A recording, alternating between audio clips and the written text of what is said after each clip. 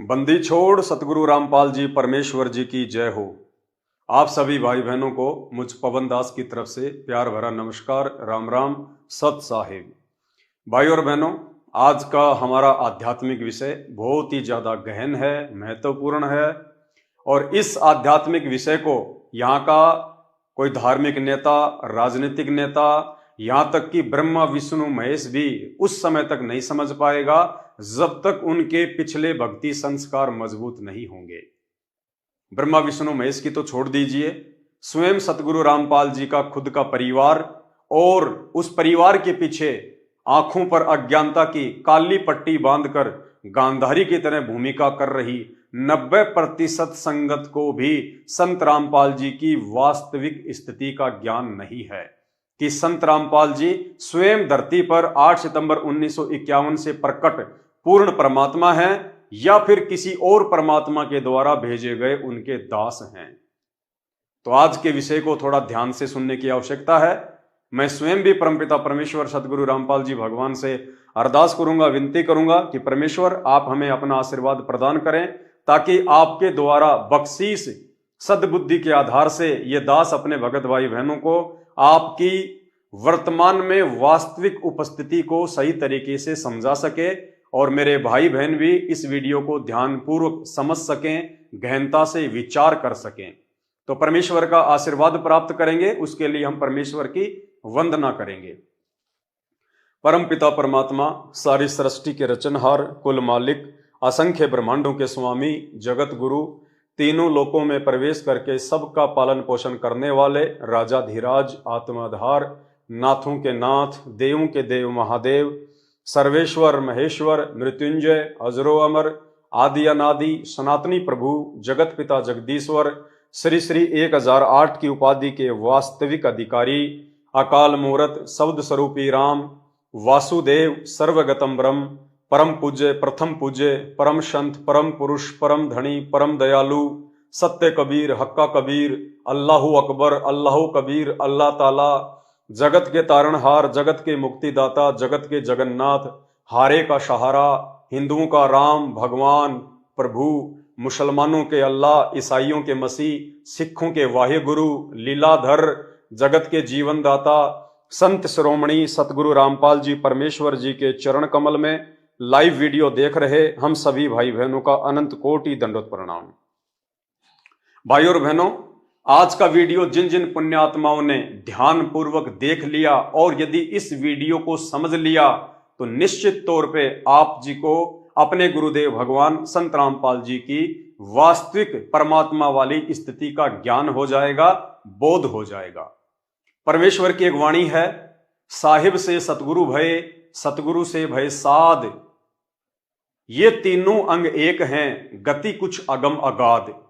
यानी जब वो परमात्मा साहिब रूप में सतलोक में बैठकर सभी ब्रह्मांडों का संचालन करता है और उसके बाद जब वो परमात्मा सतगुरु की भूमिका करते हुए, एक संत की भूमिका करते हुए, साधु की भूमिका करते हुए इस 21 ब्रह्मांड में, इस पृथ्वी लोक पर हम जीव आत्माओं का सतलोक का ज्ञान देने के लिए आता है, तो कहते हैं सतगुरु की भूमिका भी वो परमात्मा खुद ही निभाता है। साहिब से सतगुरु भय, और उसके बाद एक साध की, एक संत की, एक भगत की भूमिका भी परमात्मा स्वयं ही निभाता है, क्योंकि परमात्मा भगत का रोल करके, भगत की भूमिका करके अपने भक्तों को ये समझाते हैं कि एक भगत का अपने गुरुजी के प्रति कैसा भाव होना चाहिए, एक भगत के अंदर क्या स्वभाव होना चाहिए, क्या उसके अंदर गुण होने चाहिए, क्या लक्षण होने चाहिए, सतगुरु के प्रति उस भगत की कैसी निष्ठा होनी चाहिए। ये भूमिका भी वो परमात्मा स्वयं ही निभाता है एक भगत की अपने भक्तों को समझाने के लिए।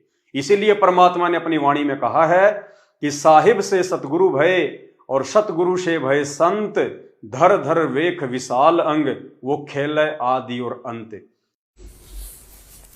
तुम साहिब तुम संत हो, तुम सतगुरु तुम हंस, गरीबदास तेरे रूप बिना और न दूजा अंश। तुम ही परमात्मा हो, तुम साहेब तुम संत हो, तुम ही यहां संत रूप में एक तत्वदर्शी संत की भूमिका भी आप ही कर रहे हो। और तुम सतगुरु तुम हंस, आप ही सतगुरु हो, सच्चा ज्ञान देने वाले और अधिकारी नाम देने के। और तुम ही हंस हो, हंस अर्थात जो एक भक्त के अंदर जो गुण होने चाहिए वो भी कहते हैं हे परमात्मा आप में ही विद्यमान है, और आपके बिना, आपकी शक्ति के बिना या और न दूजा अंश, आपकी शक्ति से ही सब ब्रह्मांड चल रहे हैं, आपकी शक्ति से सब प्राणों में ये शक्ति है चलने और बोलने की। हे परमात्मा तेरे बिना तो कुछ भी नहीं है। वो परमात्मा स्वयं ही ये सारी लीला करता है, भगत बनने की, सतगुरु बनने की, और साहिब वो स्वयं है ही। तो भाई और बहनों, परमपिता परमेश्वर कबीर साहिब आज से लगभग 650 वर्ष पहले जब कलयुग की प्रथम पीढ़ी में काशी में आए थे, उस समय परमेश्वर ने अपने प्रिय भगत धर्मदास जी के माध्यम से कबीर सागर लिखवाया था। और जब धर्मदास एक समय बहुत ज्यादा चिंतित हो गया था कि परमात्मा आप कह रहे हो कि 650 साल बाद तो दुनिया का पूरा माहौल बिगड़ जाएगा, लोग इतने बेशर्म हो जाएंगे, शास्त्रों को मानेंगे नहीं, संतों का आदर सत्कार नहीं करेंगे, तो परमेश्वर उस समय आप कैसे लोगों को समझाओगे? हे परमात्मा, जब आज वर्तमान में इस प्रथम पीढ़ी में मैं आपकी बातों को इतनी आसानी से स्वीकार नहीं कर पाया, तो परमेश्वर 650 साल बाद तो पूरा माहौल बिगड़ जाएगा। उस समय पिछली पीढ़ी में आप कैसे समझाओगे? क्योंकि धर्मदास जी को अपने वंशजों की चिंता हो गई थी कि परमात्मा मुझे तो पार कर देंगे, लेकिन मेरी पीढ़ियां कैसे पार होंगी, मेरे बच्चे कैसे पार होंगे।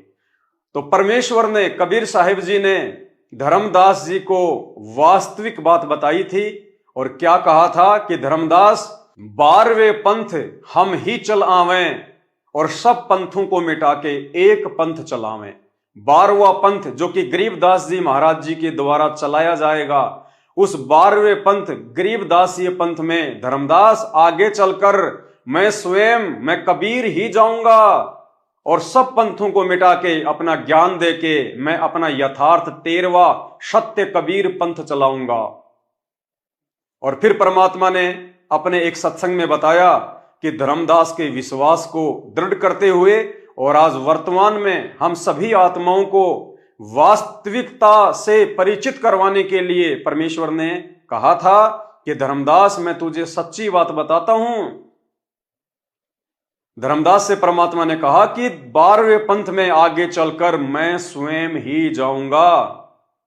और फिर गुरुदेव ने उस सत्संग में कहा कि धर्मदास को तो परमात्मा ने वास्तविकता बता दी कि 12वें पंथ में मैं कबीर स्वयं ही जाऊंगा, मेरा कोई दास नहीं जाएगा, मेरा कोई अंश वंश नहीं जाएगा, मेरा कोई प्रतिनिधि नहीं जाएगा, मैं किसी आत्मा को खड़ा नहीं करूंगा, बल्कि मैं कबीर स्वयं ही 12वें पंथ में जाऊंगा। 12वें पंथ हम ही चल आवें, सब पंथों को मिटा के एक पंथ चलावें। और उसके बाद कहा था कि उस काल के आगे परमात्मा ने थोड़ा सा भेद रखा कि 12वें पंथ में मेरा दास जाएगा, मेरा हंस जाएगा, ताकि काल को यह चिंता ना हो जाए कि यदि वो कबीर परमात्मा स्वयं आ गया तो मेरा तो सारा बाग ही उजाड़ देगा। तो उस 12वें पंथ में मैं आऊंगा स्वयं, और फिर सभी पंथों को खत्म करके एक पंथ बनाऊंगा और सारी सृष्टि मेरा ही नाम लेगी। तेरे 42 वंश क्या सारी सृष्टि न पार करूंगा धर्मदास, इन 42 की चिंता छोड़ तू। तब उसका दिल डटा था और काल के सामने परमात्मा ने थोड़ा सा भेद रखा कि मैं अपना अंश भेजूंगा। इसलिए काल के आगे परमात्मा ने थोड़ा सा भेद रखा कि मेरा हंस जाएगा, मेरा दास जाएगा, लेकिन धर्मदास जी को परमात्मा ने अपनी वास्तविक स्थिति से परिचित करवा दिया कि धर्मदास उस 12वें पंथ में मैं स्वयं ही चलकर जाऊंगा। पुण्यात्माओं, आज का हमारा वीडियो इस 12वें पंथ में परमेश्वर के आने को लेके है, इसलिए आप विशेष तौर से इस वीडियो को ध्यान से सुने और ध्यान से देखें। तो सुनिए, सबसे पहले ये छोटा सा 2 मिनट का वीडियो जिसमें परमात्मा धर्मदास को कह रहे हैं कि काल के आगे तो परमात्मा ने भेद रखा कि मेरा हंस जाएगा, लेकिन असल बात उन्होंने धर्मदास जी को बता दी कि धर्मदास 12वें पंथ में मैं स्वयं ही जाऊंगा। पहले सुनिए वीडियो, उसके बाद आपको पवित्र पुस्तक ज्ञान गंगा की भूमिका में से पेज नंबर 14 और 15 से भी आपको दिखाएंगे। सुनिए। तो उस 12वें पंथ में मैं आऊंगा स्वयं, और फिर सभी पंथों को खत्म करके एक पंथ बनाऊंगा और सारी सृष्टि मेरा ही नाम लेगी। तेरे 42 वंश क्या सारी सृष्टि ने पार करूंगा धर्मदास, इन 42 की चिंता छोड़ तू। तब उसका दिल डटा था और काल के सामने परमात्मा ने थोड़ा सा भेद रखा कि मैं अपना अंश भेजूंगा। तो भाई और बहनों, आपने सुना कैसे परमात्मा ने 12वें पंथ में अपने आने के विषय में धर्मदास जी को सच्ची बात बता दी थी। और कबीर सागर में भी परमात्मा ने यही लिखवाया, अगर परमेश्वर को अपने किसी दास को भेजना होता आज वर्तमान में स्वयं ना आकर, तो परमात्मा कबीर सागर में कभी भी ये वाणी नहीं लिखवाते कि 12वें पंथ हम ही चल आवें, सब पंथों को मिटाकर एक पंथ चलावें। अब आपको और ज्यादा विश्वास दिलाने के लिए, दृढ़ करने के लिए कि 12वें पंथ में कबीर साहिब जी ने संत रामपाल जी के रूप में अपने किसी दास को भेजा है, प्रतिनिधि को भेजा है, या वो कबीर परमात्मा स्वयं ही चलकर संत रामपाल जी के रूप में 8 सितंबर 1951 से आए हुए हैं। तो भाई और बहनों, आपके सामने ये पवित्र पुस्तक ज्ञान गंगा है। यही पुस्तक जो आप मेरे हाथ में देख रहे हैं, ज्ञान गंगा, संत रामपाल जी के कर कमलों के द्वारा लिखित है। इस पुस्तक की भूमिका में पेज नंबर 14 और 15 पे परमेश्वर ने असुर निकंदन रमैणी की एक वाणी को समझाते हुए ये क्लियर कर दिया, साफ कर दिया कि गरीबदास जी के 12वें पंथ में कौन आएगा, स्वयं कबीर परमात्मा आएंगे या कबीर परमात्मा अपने किसी दास को भेजेंगे। भाई और बहनों, जिन जिन मेरे भगत भाई बहनों ने इस कंसेप्ट को समझ लिया, और ये कंसेप्ट इतना गहरा है, इस कंसेप्ट को यहां का कोई वैज्ञानिक नहीं समझ सकता, यहां का कोई नेता नहीं समझ सकता, यहां के ब्रह्मा विष्णु महेश नहीं समझ सकते। इस कंसेप्ट को केवल वही विशेष आत्माएं समझ पाएंगी जो विशेष आत्माएं इस कबीर परमात्मा सतगुरु रामपाल जी भगवान की युगों युगों से भक्ति करती आ रही हैं। तो देखिए परमात्मा ने क्या समझाया। संत गरीबदास जी ने अपनी अमृतवाणी असुर निकंदन रमैणी में कहा है, क्या कहा है?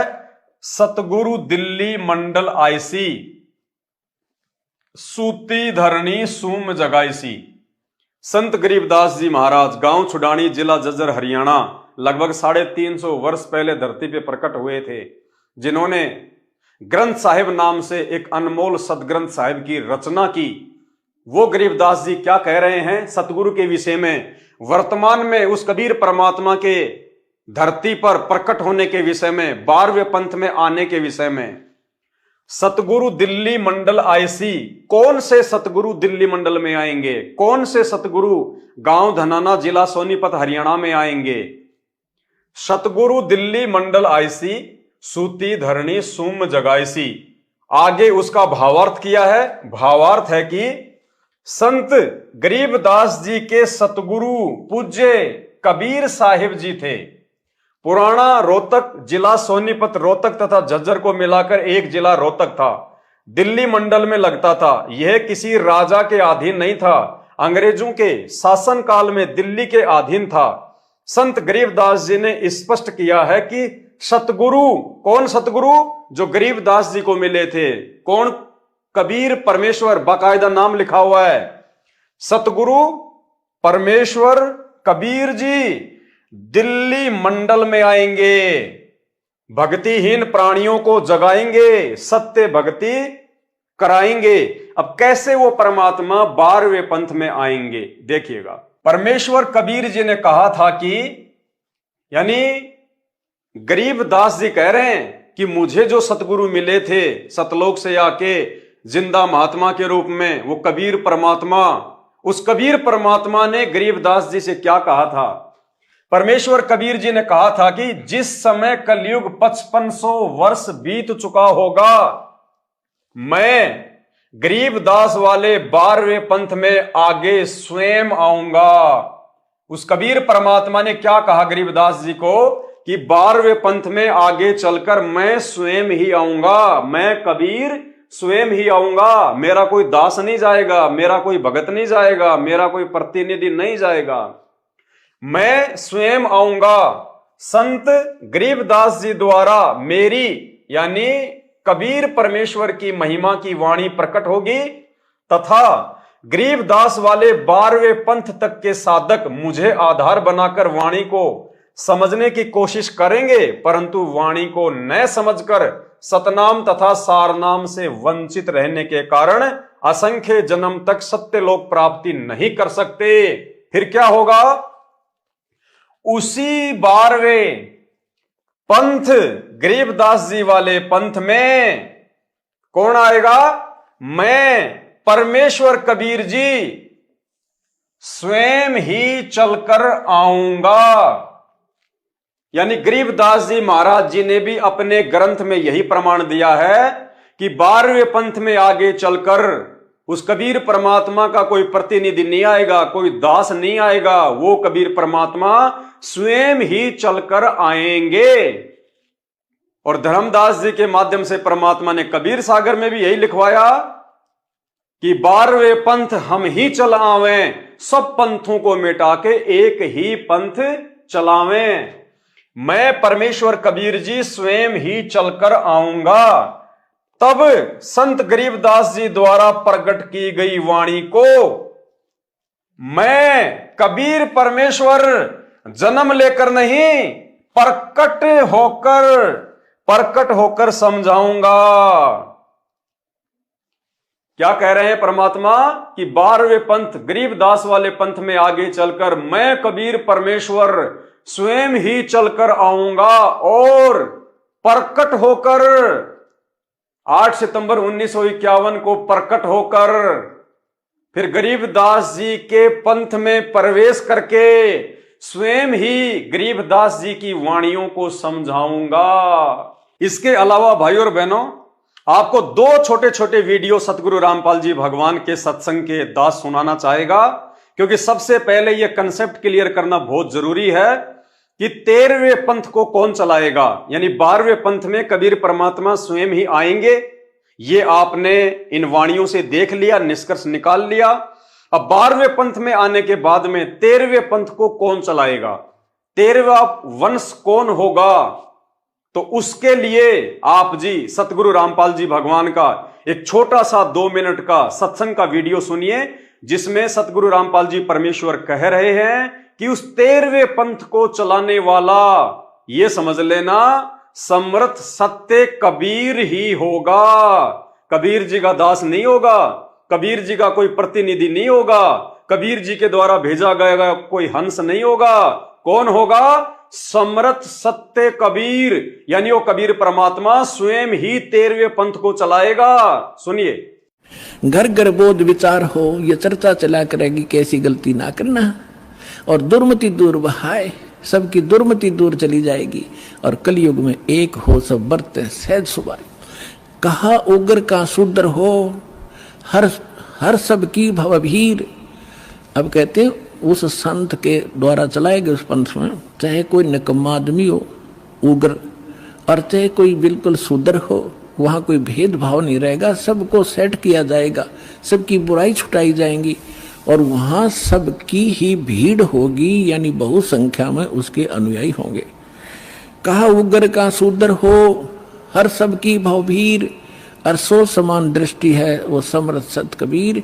उस पंथ का चलाने वाला ये समझ लेना वो समर्थ कबीर ही होगा, जो सबको समान दृष्टि से व्यवहार करेगा, वह ऊंच नीच नहीं रहेगी। अब आपको सतगुरु रामपाल जी भगवान के मुख कमल से जोर देते हुए हम जड़मती जीवों को समझाने के लिए परमात्मा खुलकर संकेत कर रहे हैं एक छोटे से 20 सेकंड के वीडियो के माध्यम से। और परमेश्वर कह रहे हैं कि बच्चों, वो 13वां वंश ये दास है जो आपके सामने बैठा है। यानी गुरुदेव भगवान कह रहे हैं कि वो 13वां वंश, वो समर्थ सत्य कबीर 13वें पंथ को चलाने वाला जो आपके सामने बैठा है, यानी परमेश्वर अपने लिए कह रहे हैं कि ये रामपाल दास स्वयं वो 13वां वंश है, वो कबीर परमात्मा है। और बच्चों तुम कब पहचानोगे, कब पहचानोगे? सुनिए परमेश्वर के मुख कमल से। यानी 12वां पंथ गरीबदास जी के द्वारा जो चलाया जाएगा उसमें मेरी महिमा का कुछ कुछ उजियारा सा होगा, क्लियर नहीं होगा। और 13वें वंश मिटे सकल अंधियारा। बोल सतगुरुदेव की जय।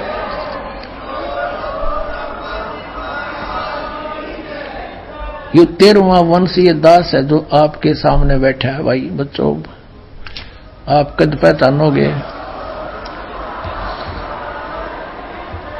भाई और बहनों, अब आगे का जो वीडियो है, इस वीडियो को आपने विशेष तौर से सुनना और देखना है। मुख्य जो कंसेप्ट है 12वें और 13वें पंथ का, उस कबीर परमेश्वर के स्वयं आने का, यह अब आपको समझाया जाएगा। और यह यदि आपने समझ लिया तो समझो आपने परमात्मा समझ लिया, आपने संत रामपाल जी भगवान की वर्तमान में वास्तविक स्थिति को समझ लिया।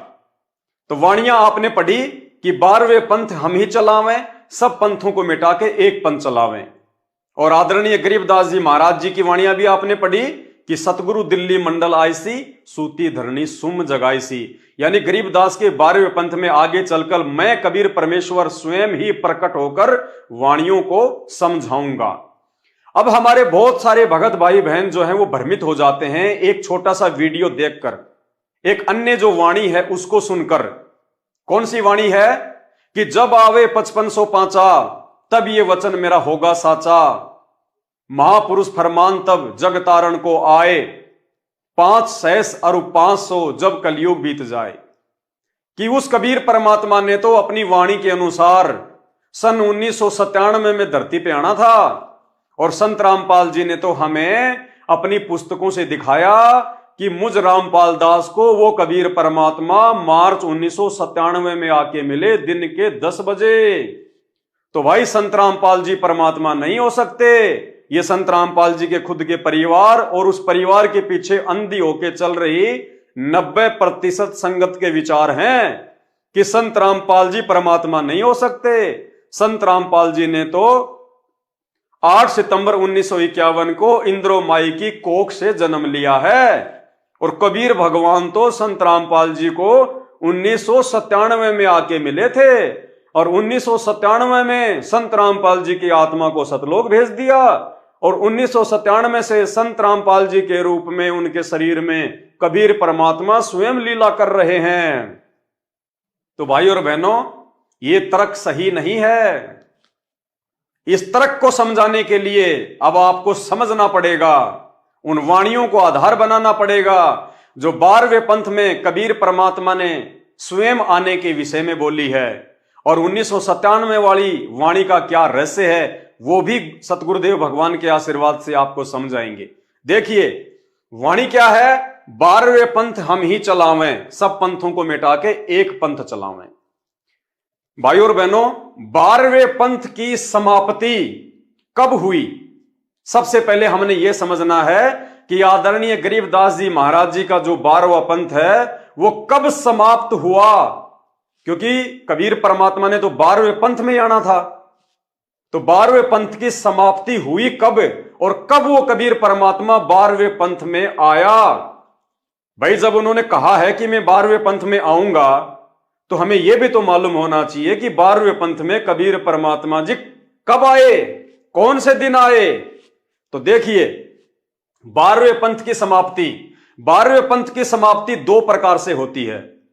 सबसे पहली 1994 में, क्योंकि 1993 में 12वें पंथ के अंतिम गुरु आदरणीय रामदेवानंद जी महाराज ने सतगुरु रामपाल जी को लीलामय तरीके से सत्संग करने के आदेश दे दिए थे 1993 में। और 1994 में संत रामपाल जी को नाम दीक्षा देने का उन्होंने गुरु परंपरा के तहत आदेश दे दिया था। तो जिस दिन जो गुरु अपने शिष्य को आदेश दे देता है नामदान देने का और सत्संग करने का, उसी दिन से उस पहले वाले गुरु का उस पंथ से किसी प्रकार का कोई संपर्क नहीं रह जाता है। तो 12वें पंथ की सबसे पहली समाप्ति हम मान के चलते हैं 1993 और 1994 से, क्योंकि 1993 को हमारे दादा गुरुदेव ने संत रामपाल जी को सत्संग करने का आदेश दिया और 1994 में नाम दान करने का आदेश दिया। तो जब सत्संग ही संत रामपाल जी करेंगे, नामदान भी संत रामपाल जी देंगे, तो भैया राम देवानंद जी का क्या रोल रह गया? उनका कोई रोल नहीं है, उनकी कोई भूमिका नहीं रही, वो समाप्त, यानी 12वां पंथ समाप्त। फिर भी यदि कुछ भाई बहन ये कहते हैं कि जब तक हमारे दादा गुरुदेव जी शरीर में हैं, जो कि 12वें पंथ के अंतिम गुरु हैं, जब तक वे शरीर में हैं तब तक 12वें पंथ को समाप्त नहीं माना जाएगा। तो भाइयों और बहनों, दादा गुरुदेव जी ने अपना शरीर कब छोड़ा? दादा गुरुदेव ने कब सतलोक गमन किया? दादा गुरुदेव ने सतलोक गमन किया 26 जनवरी 1997। दादा गुरुदेव ने सतलोक गमन किया 26 जनवरी 1997। इस दिन हमारे दादा गुरुदेव आदरणीय राम देवानंद जी अपना शरीर छोड़ चुके थे। तो यानी जब उन्होंने शरीर छोड़ दिया तो 12वां पंथ उसी दिन समाप्त हो गया। तो भाइयों और बहनों, दोनों ही तरीकों से 12वें पंथ की समाप्ति हो चुकी है। कौन से दोनों तरीके? एक बार फिर से वो डेट ध्यान में रखिए, ये डेट ध्यान में रखना बहुत ज्यादा महत्वपूर्ण है। प्रथम 12वें पंथ की समाप्ति 1994, जिस दिन संत रामपाल जी को सत्संग और नामदान करने का आदेश प्राप्त हो गया था। यानी स्वामी राम देवानंद जी ने, जो कि हमारे दादा गुरुदेव थे, उन्होंने सारा कार्यभार, सारी जिम्मेदारी संत रामपाल जी को सौंप दी और खुद रिटायरमेंट हो गए संत पदवी से। उसके बाद में सारी जिम्मेदारी संत रामपाल जी की। तो सन 1994 से जिस दिन संत रामपाल जी ने यह जिम्मेदारी अपने कंधों पे ली, उसी दिन से 12वां पंथ समाप्त और 13वें पंथ की शुरुआत हो चुकी थी। और दूसरे लोग मानते हैं कि जब तक दादा गुरुदेव शरीर में है तब तक 12वें पंथ की समाप्ति नहीं है। तो दादा गुरुदेव ने शरीर छोड़ा 26 जनवरी 1997। पुण्यात्माओं, ये जो डेट है दोनों, ये आप विशेष तौर से ध्यान रखना। ये डेट हमारा सहयोग करेंगे सतगुरु रामपाल जी भगवान की वास्तविक स्थिति को समझने में। तो लास्ट डेट हमारे दादा गुरुदेव के शरीर त्यागने की 26 जनवरी 1997। और कुछ समय पहले आपने जो वीडियो सुना जिसमें संत रामपाल जी कह रहे हैं, गहरी नजर गीता या आध्यात्मिक ज्ञान गंगा पुस्तक में लिखा हुआ बता रहे हैं पेज नंबर 538 पर कि मार्च 1997 में दिन के 10 बजे मुझे कबीर परमात्मा आकर मिले। अब देखिएगा सन 1997 के लिए कैसे आपको यकीन होगा, देखना। दास ने एक पुस्तक लिखी है आध्यात्मिक ज्ञान गंगा, और जो आपके कर कमलों में है, इसमें एक लेख है 538 पृष्ठ पे, यथार्थ कबीर पंथ परिचय नामक एक विषय है। और इसमें यहाँ लिखा है, मुझ दास यानी रामपाल दास को परमेश्वर कबीर साहिब जी संवत 2054 फाल्गुन मास शुक्ल पक्ष एकम मार्च 1997 को दिन के 10 बजे मिले थे तथा सार शब्द की वास्तविकता और संगत को दान करने का सही समय संकेत देकर अंतर्ध्यान हो गए थे। और इसको यानी मुझे परमात्मा मिले थे, इसको अगले आदेश तक रहस्य युक्त रखने का आदेश दिया था। कब मिले? मार्च 1997 में। एक बार आप ये वीडियो फिर से सुन लीजिए ताकि आपको डेट का ध्यान पड़ जाए कि मार्च 1997 में मिले थे या कब मिले थे। सुनिए। मुझ दास यानी रामपाल दास को परमेश्वर कबीर साहिब जी संवत 2054 फाल्गुन मास शुक्ल पक्ष एकम मार्च 1997 को दिन के 10 बजे मिले थे तथा सार शब्द की वास्तविकता और संगत को दान करने का सही समय संकेत देकर अंतर्ध्यान हो गए थे।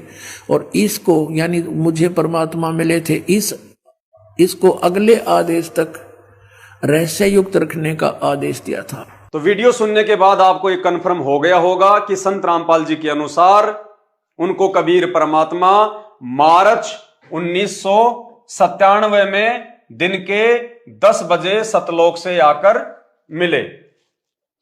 अब हम चलते हैं हमारे मुख्य पॉइंट पर, जो समझने की बात है, जो पूरा मामला हल कर देगा। कौन सी वाणी?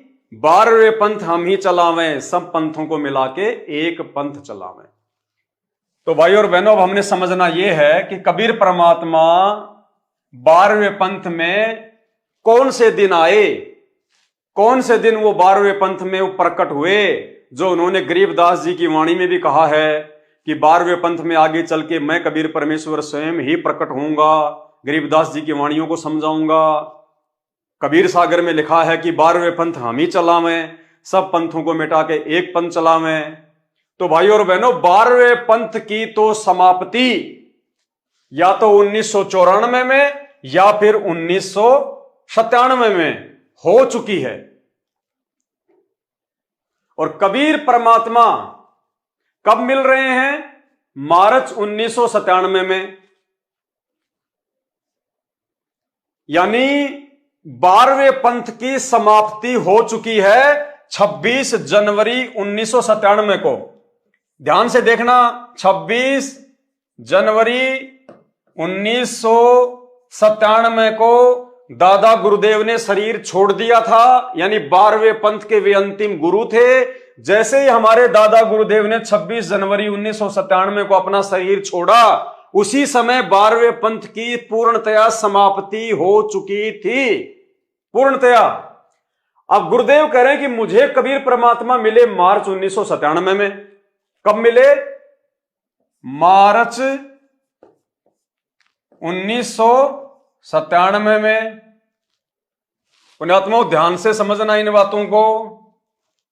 दादा गुरुदेव ने शरीर छोड़ा 1997 को, यानी 12वां पंथ समाप्त हो गया जनवरी 1997 को, और वो कबीर परमात्मा धरती पे आ रहा है मार्च 1997 में, यानी दादा गुरुदेव के शरीर छोड़ने के 1.5 महीने बाद, यानी 12वें पंथ की समाप्ति के 1.5 महीने बाद में वो कबीर परमात्मा धरती पे आ रहा है। जबकि वो तो कह रहे हैं कि मैं तो 12वें पंथ में आऊंगा, लेकिन 12वां पंथ तो जनवरी 1997 में समाप्त हो गया, और भगवान आ रहे हैं मार्च 1997 में, यानी 12वें पंथ के समाप्त होने के 1.5 महीने बाद मार्च में वो कबीर परमात्मा आ रहे हैं। तो फिर ये तो वाणी फेल हो गई परमात्मा की, क्योंकि परमात्मा तो कह रहे हैं, ग्रंथों में लिखा हुआ है कि मैं 12वें पंथ में आऊंगा, मैं 12वें पंथ में आऊंगा।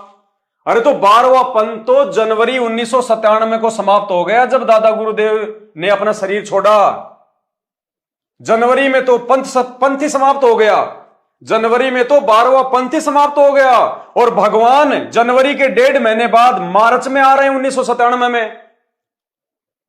तो वाणी कैसे फेल हो सकती है? क्या परमात्मा भूल गए थे? क्या परमात्मा भुलक्कड़ है?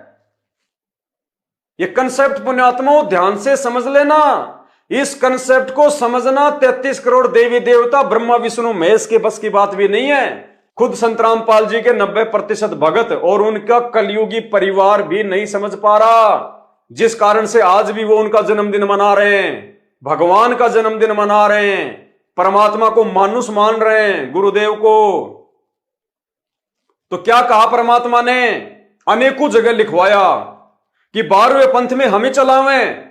तो 12वां पंथ आपने देख लिया, 12वां पंथ समाप्त हो गया जनवरी 1997 को, और भगवान आ रहे हैं मार्च 1997 में। जबकि भगवान ने तो 12वें पंथ में आना था, फिर भगवान तो 12वें पंथ की समाप्ति के 1.5 महीने बाद मार्च में आ रहे हैं, क्योंकि गुरुदेव ने कहा ना कि मुझे कबीर परमात्मा मार्च 1997 में आके मिले। तो गुरुदेव भी तो झूठ नहीं बोल रहे।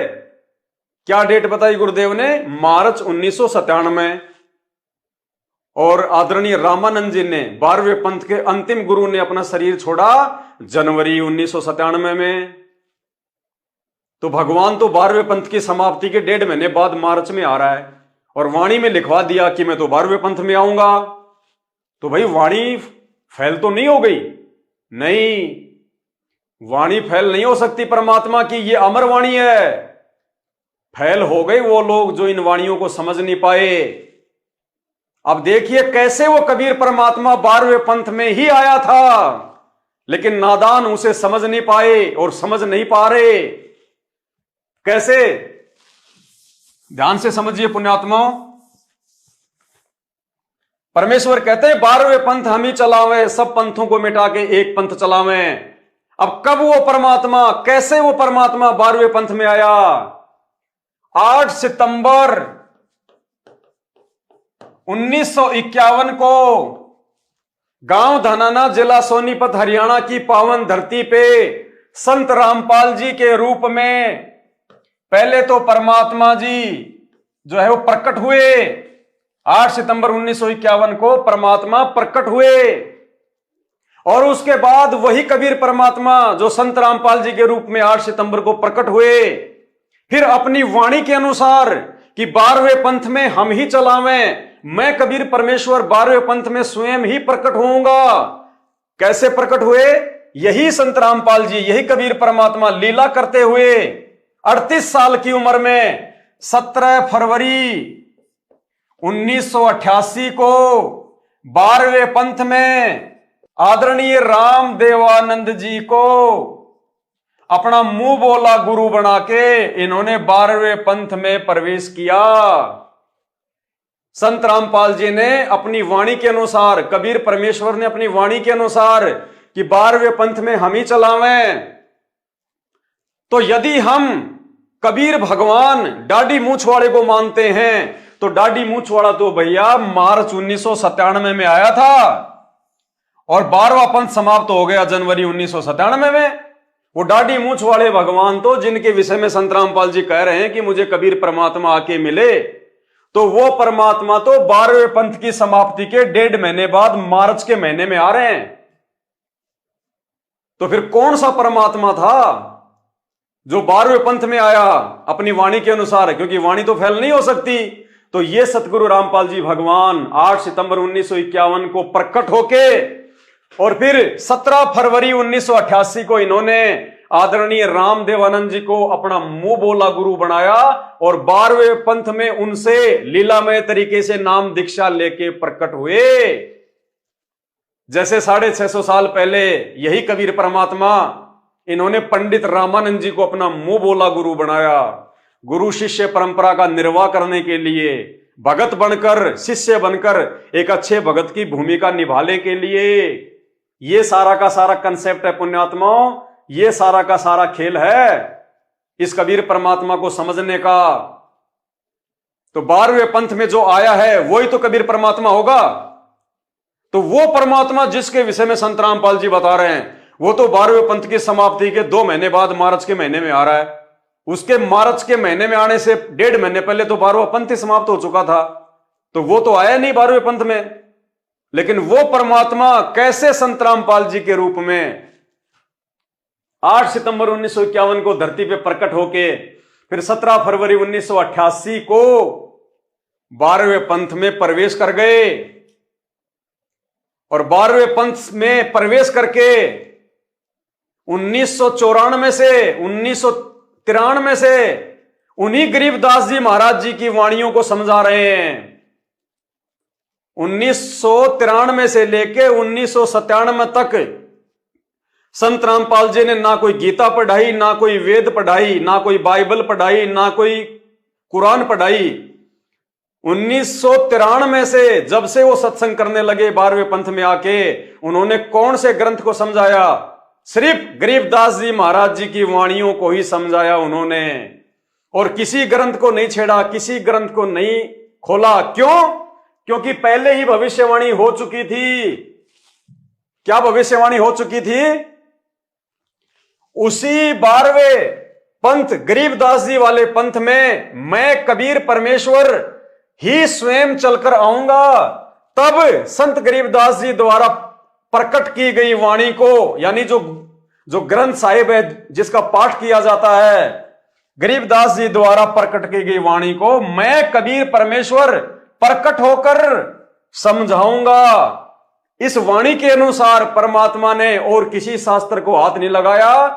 12वें पंथ में प्रकट होकर उन्होंने गरीबदास जी की वाणियों का ही खुलासा किया। तो असली कबीर परमात्मा धरती पे कौन है?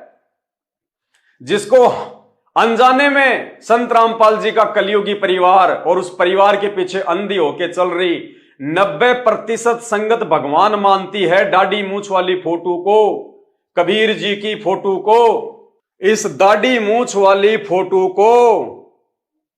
तो भाई ये दाढ़ी मूछ वाला तो 1997 में आके मिला संत रामपाल जी को, और मिला उला भी कुछ नहीं। संत रामपाल जी स्वयं कबीर परमात्मा है। इस भगवान को आके और कौन सा भगवान मिलेगा? अरे हमारे गुरुदेव भगवान की एक ही खासियत है, जिस खासियत के चलते दुनिया के सारे नकली संत उनसे भय खाते हैं, उनसे डरते हैं आध्यात्मिक ज्ञान चर्चा करने के नाम पर। और वो क्या खासियत है? संत रामपाल जी जो भी बात बोलते हैं उसके 10 एविडेंस देते हैं, उसके प्रमाण देते हैं। तो यदि संत रामपाल जी कह रहे हैं कि मार्च 1997 में मुझे कबीर परमात्मा दिन के 10 बजे मिले, तो इसका कोई प्रमाण है इसका कोई प्रमाण? उस समय तो सीसीटीवी कैमरे भी लगे हुए थे, उस समय कोई भगत भी तो नहीं था आसपास में। सतगुरु रामपाल जी वो प्रमाण देने के लिए किसी भगत को अपने पास में भी तो रख सकते थे, ताकि ये भगत मेरा जो है गवाह बन जाए कि देखो मुझे दिन के 10 बजे मार्च 1997 में कबीर जी आके मिले जिंदे महात्मा के रूप में। लेकिन कहीं कोई प्रमाण आपको देखने और सुनने को नहीं मिलेगा। क्यों? क्योंकि ये जो बात संत रामपाल जी ने कही है कि मुझे कबीर परमात्मा मार्च 1997 में आके मिले, ये बात केवल उन्होंने उस वाणी को सत्य साबित करने के लिए कही है, जो वाणी उन्होंने 650 साल पहले धर्मदास जी के माध्यम से लिखवाई थी। क्या? कि जब आवे 5500 पांचा, तब ये वचन मेरा होगा साचा। 5000 और 500 जब कलयुग बीत जाए, और 5500 ये कलयुग 1997 में बीतता है, कि 5000 और 500 जब कलयुग बीत जाए, महापुरुष फरमान तब जग तारण को आए। कि वो महापुरुष, वो परमात्मा उस समय जग का उद्धार करने के लिए आएगा। केवल इस वाणी को सत्य साबित करने के लिए संत रामपाल जी ने उस पुस्तक में ऐसा लिखा है, जबकि संत रामपाल जी तो स्वयं ही कबीर परमात्मा हैं। उनके रहते सहते और दूसरा कौन सा कबीर परमात्मा आएगा? और दूसरी बात, कबीर परमात्मा सतगुरु रामपाल जी भगवान ने यह साबित करना था कि 12वें पंथ में जिसको तुम कबीर मानते हो, इस फोटो को, काल्पनिक फोटो को, ये नहीं आया, बल्कि स्वयं असली कबीर परमात्मा, रियल कबीर परमात्मा साहेब ये है सतलोक में अपने वास्तविक रूप में, इस रूप में बैठा हुआ ये परमात्मा। उस 12वें पंथ में, कि 12वें पंथ में हम ही चलावे, सब पंथों को मिटा के एक पंथ चलावें, ये है वो कबीर परमात्मा जिनकी वाणी कभी झूठी नहीं हो सकती, जो कभी झूठ नहीं कह सकता, ना बोल सकता। तो परमेश्वर ने उस वाणी के अनुसार कि 12वें पंथ में आगे चलकर मैं कबीर परमेश्वर स्वयं ही प्रकट होकर संत गरीबदास जी के द्वारा प्रकट की गई वाणियों को समझाऊंगा। तो भाई 17 फरवरी 1988 को 12वें पंथ में लीलामय तरीके से अपना मुंह बोला गुरु बना के रामदेवानंद जी को और संत गरीबदास जी के ग्रंथ साहिब को कौन पढ़ा रहा है? उन वाणियों का खुलासा किसने किया? सन 1993 से संत रामपाल जी ने। तो ये है वो असली कबीर परमात्मा। पुण्यात्माओं, ये है वो कंसेप्ट। पुण्यात्माओं, जानबूझ के इस कबीर परमात्मा सतगुरु रामपाल जी भगवान ने ये कंसेप्ट आप और हमारे लिए छोड़ दिए। क्या पता रामदेवानंद जी की, जो कि आप और हमारी तरह एक जीव थे, वो एक भगत थे, क्या पता उनकी मृत्यु कौन से दिन होनी थी, लेकिन परमात्मा ने जानबूझ के जनवरी 1997 तक उनको जीवित रखा, ताकि आने वाले समय में मेरी पुण्यात्माएं मुझे पहचान लेंगी। अगर हमारे दादा गुरुदेव की मृत्यु, उनका शरीर यदि 2 महीने बाद में छूटता, तो पुण्यात्माओं, हम लोग कभी भी नहीं समझ पाते कि असल में कबीर कौन है। लेकिन सतगुरु रामपाल जी भगवान ने 1.5 महीने पहले यानी 26 जनवरी 1997 को उनका शरीर छुड़वाया और उसके बाद कहा कि मार्च 1997 में मुझे कबीर परमात्मा मिले। क्योंकि संत रामपाल जी खुद को भगवान नहीं कहेंगे, खुद को परमात्मा नहीं कहेंगे, वो किसी दूसरे को भगवान बताकर ही अपना ज्ञान प्रचार करते हैं, अपने से अन्य किसी को परमात्मा बता के ज्ञान प्रचार करते हैं, अन्यथा उनके ज्ञान को कोई नहीं समझे। सुनिए छोटा सा सत्संग। परमात्मा आते हैं, अपनी प्यारी आत्माओं को समझाते हैं, तुम जिस क्रिया को कर रहे हो फाइनल नहीं है। इस क्रिया के, इस क्रम के साथ साथ आपने एक अवश्य कार्य भुला रखा है, परमात्मा की भक्ति का। आप पे आवे हैं, आप पे भगवान की में, आप पे परमात्मा है और आप ही अपनी भक्ति के लिए अपने से अन्य भगवान बताकर आपको प्रेरित करते हैं। इसलिए परमात्मा अपने आप को छुपाकर ये ज्ञान प्रचार करता है, भगवान किसी और को बताता है। इसलिए परमात्मा ने दाढ़ी मूंछ वाली फोटो को आधार बनाया। स्वयं ये परमात्मा होते हुए इन्होंने एक दाढ़ी मूंछ वाली काल्पनिक फोटो को आधार बनाया कि ये है कबीर परमात्मा, ताकि लोग मेरे ज्ञान को समझें। अगर ये खुद कह दें कि मैं हूं कबीर, तो कोई इनके सत्संग भी नहीं सुनता। इसके अलावा भाई और बहनों, एक और वाणी है परमात्मा की, परमात्मा को समझने के लिए। ध्यान से सुनिएगा, क्या वाणी है? काल ने कबीर परमात्मा से कहा था कि 12 पंथ करूं मैं साजा और नाम तुम्हारा ले करूं आवाजा। तो पुण्यात्माओं, अब काल ने कहा था कि 12 पंथ करूं मैं साजा और नाम तुम्हारा ले करूं आवाजा। 12 पंथ नाम जो ले ही वो हमरे मुख आन समोही। और 12 पंथ नाम जो ले ही हमरे मुख में आन समोई। काल ने क्या कहा था कबीर परमात्मा से? जब कबीर परमात्मा अपने पुत्र जोगजीत के रूप में उसको मिले थे तपस्या पर, तो काल ने कहा था कि तेरे नाम से मैं 12 पंथ चलाऊंगा, 12 पंथ करूं मैं साजा, नाम तुम्हारा ले करूं आवाजा। और उन 12 पंथ में जो नाम लेगा, 12 पंथ नाम जो ले ही वो हमरे मुख में आन समोई, अर्थात काल के ही जाल में रह जाएंगे, वो पार नहीं हो पाएंगे। 12 पंथों तक जो नाम लेगा, तो 12वां पंथ किसका? गरीबदास जी का। 12वां पंथ किसका? पुण्यात्माओं ध्यान से सुनना, तभी ये परमात्मा समझ में आएगा। 12 पंथ ये गरीबदास जी का पंथ है। और काल ने क्या कहा था कि इन 12 पंथों में जो नाम लेगा, 12 पंथों में जो नाम लेगा वो मेरे ही मुंह में रहेगा। यानी 12वें पंथ में, गरीबदास के पंथ में भी यदि कोई नाम दीक्षा लेगा तो वो सतनाम और सारनाम से वंचित रह जाएगा, वो पार नहीं हो पाएगा। ये उनका वचन, नियम, परमात्मा के साथ उसका एग्रीमेंट। अब पुण्यात्माओं विचार करो, 12 पंथ में जो नाम लेगा, यानी 12वें पंथ में भी जो नाम दीक्षा लेगा, वो भी काल के जाल में। तो पुण्यात्माओं 17 फरवरी 1988 को संत रामपाल जी ने कौन से पंथ में नाम लिया? इस 12वें पंथ में। क्योंकि हमारे पूज्य गुरुदेव जी ने 17 फरवरी 1988 को गुरु शिष्य परंपरा का निर्वाह करते हुए लीलामय रूप से आदरणीय राम देवानंद जी से नाम दीक्षा ली। कब? 17 फरवरी 1988 को 12वें पंथ के संचालक से, 12वें पंथ के अंतिम गुरु से, आदरणीय राम देवानंद जी से। तो संत रामपाल जी कौन से पंथ से नाम दीक्षित हैं? 12वें पंथ से। और 12वें पंथ के बारे में काल क्या कह रहा है कि 12 पंथ नाम जो ले ही वो तो मेरे मुख में आन समोई। तो इस हिसाब से यदि हम संत रामपाल जी को एक आम व्यक्ति मान के चलें, आम मानुष मान के चलें, आप और हमारे जैसा जीव मान के चलें कि उनका तो 8 सितंबर को जो है जन्म हुआ है, जैसा कि उनका परिवार मानता है, परिवार के पीछे लगी हुई मूर्ख संगत मानती है, तो इस हिसाब से तो पुण्यात्माओं संत रामपाल जी ने 12वें पंथ में नाम लिया। 1988 में 12वें पंथ में नाम लिया। तो इस हिसाब से तो संत रामपाल जी भी काल के मुंह में है, क्योंकि जो व्यक्ति 12वें पंथ में नाम लेगा वो तो काल के मुंह में रहेगा। तो संत रामपाल जी ने भी 17 फरवरी 1988 को 12वें पंथ में नाम लिया, तो क्या संत रामपाल जी भी काल के मुंह में? क्योंकि वाणी तो फैल नहीं हो सकती। पुण्यात्माओं, यदि कोई प्राणी, यदि कोई व्यक्ति, यदि कोई मानुष, आप और हमारी तरह 2 कोटि का जीव, उनके विषय में कहा गया है कि 12वें पंथ में नाम जो ले ही हमरे मुख में आन समोई।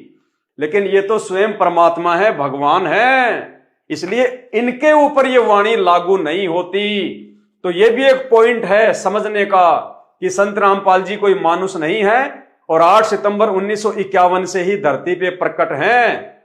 अगर संत रामपाल जी 1997 में उनके परिवार के अनुसार भगवान बने हैं, जब से उनको कबीर परमात्मा आके मिले, तो भाई उन्होंने नाम दीक्षा तो 1988 में ले रखी है और 12वें पंथ में ले रखी है, तो वो तो काल के मुंह में जाएंगे संत रामपाल जी। तो अब संत रामपाल जी खुद ही अगर काल के मुंह में जाएंगे तो हमें कहां से पार कर देंगे। लेकिन पुण्यात्माओं, जिन आत्माओं को यह बात समझ में आ गई कि ये कोई आम व्यक्ति नहीं, ये कोई आम मानुष नहीं है, 8 सितंबर 1951 को धरती पे प्रकट होके फिर 17 फरवरी 1988 को अपनी वाणी के अनुसार, अपनी वाणी को सत्य साबित करने के लिए कि 12वें पंथ में हम ही चलावें, सब पंथों को मिटा के एक पंथ चलावें, परमेश्वर ने लीला करी, मुंह बोला सतगुरु बनाने की, आप और हमारे को भगत बनकर भगत के लक्षण समझाने की, भगत के गुण समझाने की। तो ये लीलामय तरीके से पूज्य गुरुदेव भगवान ने 12वें पंथ में अपनी वाणी के अनुसार जो है वो प्रवेश किया। तो ये असली कबीर है संत रामपाल जी। तीसरी बात जो समझने की है, एक और वाणी है परमात्मा की, और वाणी क्या है? वाणी है, गुरु बिन वेद पढ़े जो प्राणी और समझे न सार रहे अज्ञानी। क्या है वाणी? गुरु बिन वेद पढ़े जो प्राणी। ये प्राणी शब्द याद रखना पुण्यात्माओं, में लाल पेन से इसीलिए लिख रहा हूं ये। गुरु बिन वेद पढ़े जो प्राणी समझे ना सार, समझे ना सार, और क्या रहे? रहे अज्ञानी। क्या कह रही है वाणी? गुरु बिन वेद पढ़े जो प्राणी समझे ना सार रहे अज्ञानी। यानी जो व्यक्ति अपने गुरु से वेद और शास्त्रों को नहीं पढ़ेगा, वो व्यक्ति जिंदगी में कभी भी उनके सार को नहीं समझ पाएगा, और वो क्या रहेगा? अज्ञानी रहेगा, मूर्ख रहेगा। तो भाई और बहनों, आज हम सबको पता है संत रामपाल जी पूरी दुनिया को वेद पढ़ा रहे हैं, पूरी दुनिया को गीता जी पढ़ा रहे हैं, हर धर्म ग्रंथ का हर शास्त्र वो पढ़ा रहे हैं। लेकिन ये क्या संत रामपाल जी ने 1988 में जिस आदरणीय राम देवानंद जी से नाम दीक्षा प्राप्त की, जिनको अपना मुंह बोला गुरु बनाया, भाई वो तो अनपढ़ थे, अनपढ़ अंगूठा टेक थे। उन्होंने ना कभी हिंदी पढ़ी, ना कभी अंग्रेजी पढ़ी, ना कभी फारसी पढ़ी, ना कभी वो स्कूल गए, ना ही राम देवानंद जी ने कभी गीता पढ़ी, ना वेद पढ़े, ना बाइबल पढ़ी। कोई भी जो है वो ग्रंथ उन्होंने नहीं पढ़ा, क्योंकि वो अनपढ़ थे, उनको अक्षर ज्ञान नहीं था। और वाणी क्या कह रही है? गुरु बिन वेद पढ़े जो प्राणी समझे न सार रहे अज्ञानी। तो संत रामपाल जी ने कौन से दिन अपने अनपढ़ गुरु से वेद पढ़े, गीता पढ़े? राम देवानंद जी तो अनपढ़ थे, उन्होंने तो कभी अपने भक्तों को या संत रामपाल जी को ना तो गीता पढ़ाई, ना वेद पढ़ाई, ना बाइबल पढ़ाई, ना गरीबदास जी का जो है वो ग्रंथ पढ़ाया। तो भाई वाणी के अनुसार तो ऐसा व्यक्ति बिल्कुल अज्ञानी माना जाएगा। फिर संत रामपाल जी को यह ज्ञान कहां से हो गया? संत रामपाल जी ने तो अपने अनपढ़ गुरु से कभी वेद पढ़े ही नहीं, गीता कभी पढ़ी नहीं। फिर संत रामपाल जी को कैसे ज्ञान हो गया? आज पूरे विश्व को पढ़ा रहे हैं वो, बड़े बड़े संस्कृत के प्रकांड ज्ञाता, जिन्होंने वेद लिखे, गीता जी लिखी, 18 पुराण लिखे। जो गलतियां उन्होंने लिखने में कर दी वो भी संत रामपाल जी ठीक कर रहे हैं, जबकि संत रामपाल जी के गुरु तो अनपढ़ है। लेकिन वाणी क्या कह रही है पुण्यात्माओं? वाणी पे ध्यान दीजिए, जो लाल पेन से मैंने लिखा है, गुरु बिन वेद पढ़े जो प्राणी। प्राणी यानी आप और हमारे जैसा जीव, 2 कोटि का जीव, मां के गर्भ से जन्म लेने वाला जीव, प्राणी। अगर कोई प्राणी, अगर कोई सामान्य जीव, अगर कोई मानुष, यदि कोई इस 21 ब्रह्मांड में जन्म लेके पैदा हुआ कोई व्यक्ति यदि बिना गुरु के इन शास्त्रों को पढ़ेगा, जैसे ये नकली पंडित, नकली गुरु, नकली शंकराचार्य, ये आज तक शास्त्रों को नहीं समझ पाए, शास्त्रों के सार को नहीं समझ पाए, तो ये वाणी कह रही है कि गुरु बिन वेद पढ़े जो प्राणी। यदि कोई सामान्य व्यक्ति, मां के गर्भ से जन्म लेके पैदा हुआ व्यक्ति, 21 ब्रह्मांड का जन्म और मृत्यु वाला प्राणी, यदि बिना गुरु के वेद और शास्त्र पढ़ेगा तो वो सार को नहीं समझ पाएगा, भगवान पे लागू नहीं है। वाणी ये नहीं कह रही कि वो परमात्मा, वो कबीर साहेब संत रामपाल जी का रूप बना के एक आम व्यक्ति की लीला करते हुए यदि किसी अनपढ़ व्यक्ति के शिष्य कहलाएंगे तो वो वेद शास्त्र नहीं समझ पाएंगे। नहीं, परमात्मा पे लागू नहीं है। परमात्मा को आवश्यकता नहीं है किसी गुरु से वेद पढ़ने की। हम संत रामपाल जी को जगत गुरु कहते हैं। जगत गुरु, जगत गुरु वो होता है जो पूरे जगत को ज्ञान दे। और यदि कोई संत रामपाल जी को मानुष मानता है और ये मानता है कि संत रामपाल जी के गुरु आदरणीय रामदेवानंद जी महाराज हैं, तो वो महामूर्ख व्यक्ति है, क्योंकि जगत गुरु उसको कहते हैं जो पूरे जगत को ज्ञान देता है। अरे संत रामपाल जी फिर जगत गुरु कहां से हो गए? यदि आप लोगों के अनुसार उन्होंने किसी और से ज्ञान लेके फिर आगे ज्ञान देना शुरू किया, तो ऐसा व्यक्ति जगत गुरु नहीं हो सकता जो किसी और से ज्ञान लेके फिर ज्ञान का प्रचार करे। जगत गुरु उसको कहते हैं जो पूरे विश्व को ज्ञान दे, जिसके समान ज्ञान किसी को ना हो, जिसके समान ज्ञानी और कोई ना हो। हम सुबह सुबह नित्य नियम में अपने गुरुदेव भगवान की महिमा करते हुए अथ ब्रह्मवेदी में क्या पढ़ते हैं? ज्ञान सागर अति उजागर निर्विकार निरंजनम महाज्ञानी महाध्यानी सत्सुकृत दुग्भंजनम। यानी हमारे गुरुदेव के समान कोई महाध्यानी नहीं, कोई ब्रह्म ज्ञानी नहीं और कोई महाज्ञानी नहीं। तो भाइयों और बहनों, वाणी के अनुसार यदि कोई प्राणी, यदि कोई मनुष्य, कोई आम व्यक्ति यदि बिना गुरु के या फिर किसी अनपढ़ गुरु के यदि वेद पढ़ेगा, गीता पढ़ेगा, तो वो सार को नहीं समझ पाएगा।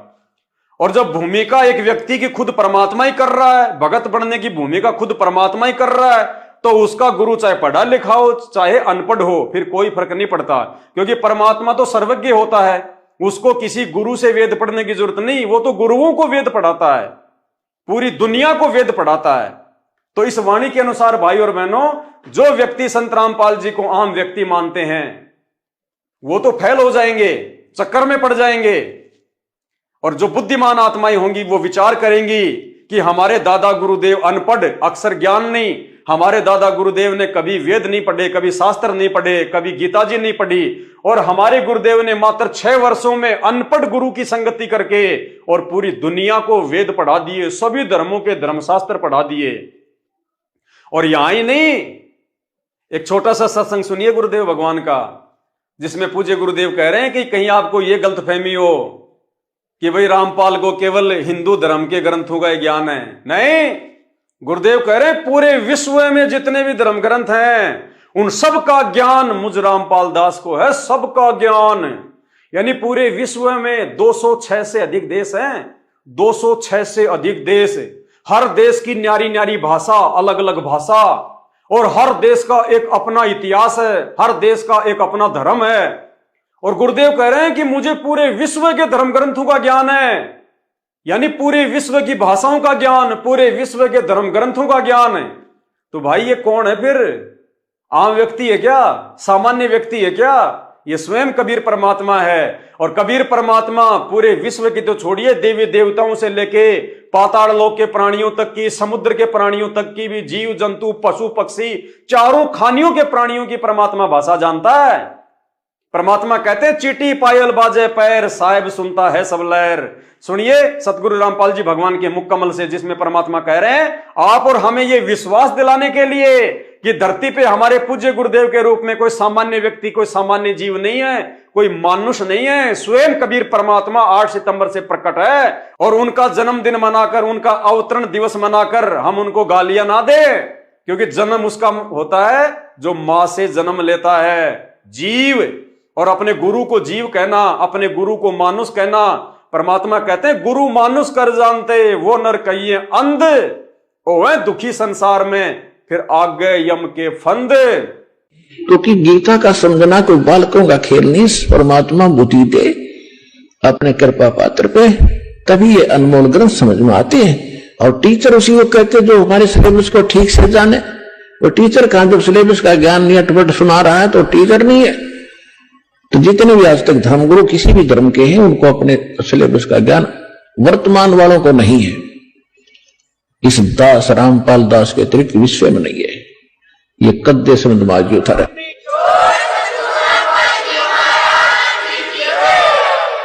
और दास को पूरे विश्व के जितने ग्रंथ है सबका जानकारी है, एक की नहीं।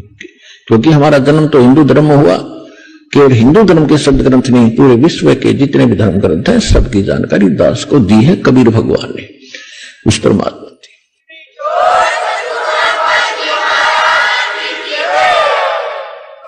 तो भाई और बहनों, अब हमारे को किसी प्रकार का कोई भी डाउट, कोई भी शंका नहीं रहनी चाहिए। इतने सारे, तो भाई और बहनों, अब हमारे को किसी भी प्रकार का डाउट, किसी भी प्रकार की कोई शंका नहीं रहनी चाहिए इतने सारे प्रमाण देखने के बाद। और जब हमें यह कन्फर्म हो जाएगा कि धरती पर 8 सितंबर 1951 से पूर्ण परमात्मा के रूप में सतगुरु रामपाल जी भगवान स्वयं प्रकट है, पुण्यात्माओं, यही हमारा विश्वास, यही हमारी दृढ़ता हमें सतलोक का रास्ता दिखाएगी। अन्यथा अपने गुरुदेव को मानुष समझने वाला और गुरुदेव भगवान के रहते सहते किसी और को भगवान मानकर पूजने वाला, जैसा कि 90% संगत और संत रामपाल जी का खुद का परिवार संत रामपाल जी के रहते सहते जून के महीने में इस दाढ़ी मूछ वाली काल्पनिक फोटो को भगवान मानकर कबीर प्रकट दिवस मनाकर अपने भी कर्म फोड़ रहा है, संगत के भी कर्म फोड़वा रहा है। ये लोग लाख जन्म भी सतलोक का रास्ता नहीं देख पाएंगे यदि वर्तमान में ये लोग अपने गुरुदेव भगवान को भगवान ना मान के किसी और को भगवान मानकर पूजते पूजते ये मौका चूक गए। तो एक सत्संग सुनिए परमात्मा का 4 मिनट का, पूरा कंसेप्ट क्लियर कर दिया गुरुदेव ने कि जो व्यक्ति इस समय धरती पे रहते सहते अपने गुरुदेव के रहते सहते उनको भगवान ना मानकर यदि किसी और को भगवान मानेंगे, वो व्यक्ति लाख जन्म भी पार नहीं हो सकते। और गुरुदेव ने कहा इस सत्संग में कि पुण्यात्माओं, जब तुम त्रिकुटी पे जाओगे ये शरीर छोड़कर, तो मुझदास के रूप में तुम्हें कबीर परमात्मा मिलेगा। और उस समय तुम्हारे जो भी आचार विचार और व्यवहार मुझदास के प्रति होंगे वो परमात्मा के प्रति समझे जाएंगे। अतः तुम त्रिकुटी पे धोखा ना खा जाओ भगवान को पहचानने में। इसलिए यहां पे सतगुरु के रहते सहते सतगुरु को भगवान मानकर तुमने ये रिहर्सल करनी है कि मैं किसी और भगवान को नहीं जानता, ना मानता, ना पहचानता। मेरे भगवान, मेरे परमात्मा, मेरे कबीर, मेरे अल्लाह, मेरे स्वामी सतगुरु रामपाल जी है। क्योंकि संत रामपाल जी वर्तमान में भी भगवान हैं और त्रिकुटी में भी वो ही रहेंगे। ये तो उन भक्तों को परमात्मा सचेत करने के लिए जो ज्ञान में कमजोर हैं, जो वर्तमान में अपने गुरुदेव को भगवान नहीं मान पा रहे, उनको परमात्मा समझाते हुए कहते हैं कि नालायको, त्रिकुटी पे वो कबीर परमात्मा मुझ रामपाल दास के रूप में मिलेगा, जबकि संत रामपाल जी तो धरती पे भी स्वयं परमात्मा है। तो भाइयों और बहनों, फिर गुरुदेव ने उस सत्संग में आगे बताया कि जैसा व्यवहार तुम इस धरती पर अपने गुरुदेव के साथ में करोगे, वो व्यवहार वैसा का वैसा परमात्मा के प्रति माना जाएगा। तो भाइयों और बहनों, ऐसा धोखा हम क्यों खाएं? हमने तो अपने गुरुदेव को भगवान मानते हुए उन्हीं को भोग लगाना है, क्योंकि जब हम गुरु को भोग लगाएंगे तो गुरुदेव कह रहे हैं कि वो परमात्मा को ही माना जाएगा, तो किसी और को परमात्मा मान के उसको भोग लगाने की आवश्यकता ही नहीं है। जब हम अपने गुरुदेव के साथ जैसा व्यवहार करेंगे वो भगवान के साथ में माना जाएगा। तो हम सत्सेवक जो अपने गुरुदेव का 8 सितंबर को प्रकट दिवस मनाने जा रहे हैं, तो भाई वो तो भगवान का ही प्रकट दिवस हो गया ना, क्योंकि परमात्मा कहते हैं जो तुम अपने गुरु के साथ करोगे समझो तुम भगवान के साथ कर रहे हो। तो हम अपने गुरु का प्रकट दिवस मनाएंगे तो भगवान का माना जाएगा, हम अपने गुरु को भोग लगाएंगे तो भगवान को भोग माना जाएगा। तो गलतियां कौन कर रहा है, सतसेवक या सतगुरु रामपाल जी भगवान का काल प्रेरित परिवार और उस परिवार के पीछे लगी हुई 90% अंध संगत। तो सुनिए, एक परमात्मा का सत्संग समझदार की आंखें खोल देगा। जब आप त्रिकुटी पर पहुंचोगे वहां परमात्मा मिलेंगे इस दास के रूप में। अब जैसे आप यहां गुरु जी के प्रति जैसा व्यवहार, जैसा विचार और जैसी श्रद्धा आपकी है, ये आपकी यहां रिहर्सल कराई जाती है कि गुरु मानुष कर जानते ते नर कहिए अंध, ओवे दुखी संसार में आग काल के फंदे। गुरु को मानुष नहीं जाने, गुरु गोविंद कर जानियो, रहियो शब्द समाए, मिले जब दंडवतम बंदगी, नहीं पल पल ध्यान लगावे। गुरु गोविंद दोनों खड़े काके लागू पाए, बलिहारी गुरु अपना जिन गोविंद दियो मिलाए। आप परमात्मा ने यह सिद्ध करना हमारे को एक ट्रेनिंग दे रहे हैं कि जैसा व्यवहार आप इस दास के प्रति कर रहे हो ऐसा ही भगवान के प्रति माना जाएगा। और जैसा आप दिन में रिहर्सल कर रहे हो, रात में सौपन भी वैसे ही आएंगे। तो संसार छोड़कर जब जाओगे आपको सौपन सा बनेगा। तो जैसा आपकी आस्था यहाँ वहां तो सामने स्पष्ट नजर आओगी, तो वहां आपकी परीक्षा होगी। अब जैसे वहां गुरु जी के साथ भगवान खड़ा हो,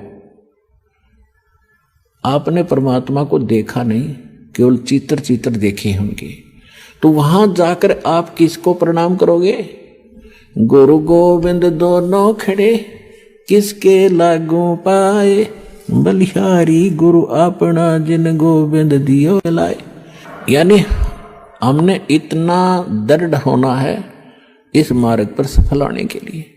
वो जो दास के रूप में होगा वो भगवान ही होगा वहां पर। अब परमात्मा ये भी देखते हैं कि जैसे 120 वर्ष भगवान रह कर चले गए यहाँ पर, और इस दास के स्थान पर अगर वो आज होते तो आप तो पहचान तो सकते ही नहीं, क्योंकि जब भी ना पहचाना, क्योंकि जो लाहे का काम करें, एक लंगोटी ही बांध, धोती ही बांध के फटे पुराने कपड़ों में घूमे फिरे, सारा काम करें, तो हमने सोचे जन साधारण आम आदमी है।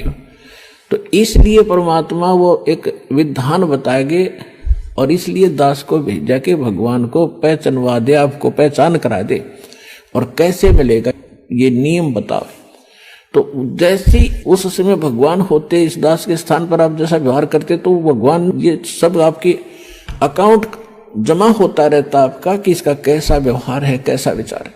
तो अब दास ये देख रहा है, दास के प्रति जैसा आपकी भावना, जैसे आपके विचार, आपकी श्रद्धा है, तो आपकी वहां बुक में लिखे जा रहे।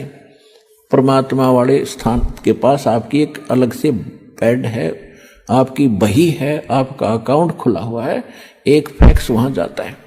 तो उस समय फिर आपका जैसा स्वभाव आप वहां प्रयोग करोगे त्रिकुटी पे, जैसा आप यहां कर रहे हो एडिट होगा। फिर वहां से अगर गलती कर दी तो आपको फिर भी वापस पटक दिया जाएगा, वहां से भी आपको फेल होकर वापस निराशा हाथ लगेगी।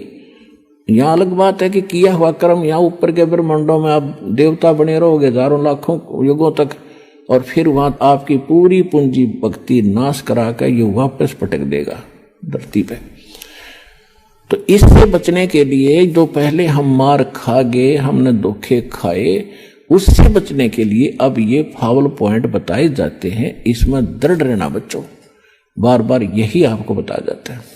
तो भाई और बहनों, उम्मीद करता हूं 8 सितंबर का दिन बहुत नजदीक आ रहा है। पिछले कई वर्षों की तरह काल प्रेरित सतलोक आश्रम मैनेजमेंट हरियाणा के चक्कर में पड़कर आप अपने धर्म और अपने कर्म को मत बिगाड़िए। धरती पे परमात्मा अपने गुरुदेव भगवान के रूप में स्वयं प्रकट है। ये मौका बार बार नहीं मिलेगा। ये असंख्य जन्मों के बाद में बिल्ली के भाग का छिक्का टूटा है। अब की बार अपने गुरुदेव भगवान को पहचानने में देरी ना करो, वरना असंख्य जन्मों तक भटकना पड़ेगा, रोना पड़ेगा, पछताना पड़ेगा। बंदी छोड़ सतगुरु रामपाल जी भगवान की जय हो।